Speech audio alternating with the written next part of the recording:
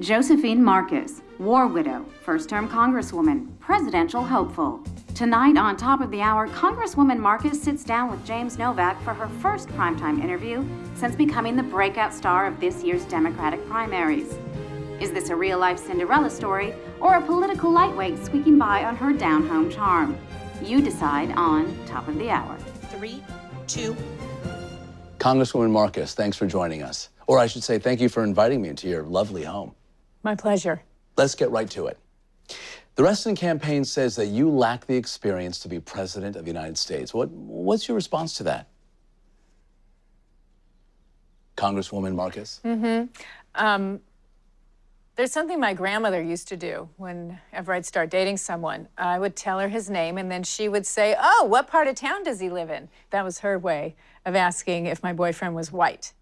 Oh yeah, my grandmother was an out-and-out racist. So I know what prejudice looks like. It's not about experience, James. It's about gender. Reston's saying, I don't have the balls to be president, and he means that literally. It's offensive. It's offensive to me and to all the women whose votes he's asking for. I'm sorry, are you saying that Governor Reston is sexist? Yes, I am. What the hell is she doing? And it's not just Governor Reston speaking in code about gender. It's everyone, yourself included. Excuse me? The only reason we're doing this interview in my house is because you requested it. This was your idea, and yet here you are thanking me for inviting you into my lovely home. That's what you say to the neighbor lady who baked you chocolate chip cookies.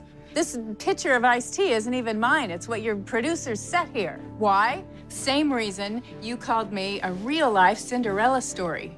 It reminds people that I'm a woman without using the word. For you, it's an angle. I get that. And I'm sure you think it's innocuous, but guess what? It's not. Congresswoman Marcus. Don't interrupt me when I'm speaking. I have to stop this. Don't you dare. You're promoting stereotypes, James. You're advancing this idea that women are weaker than men.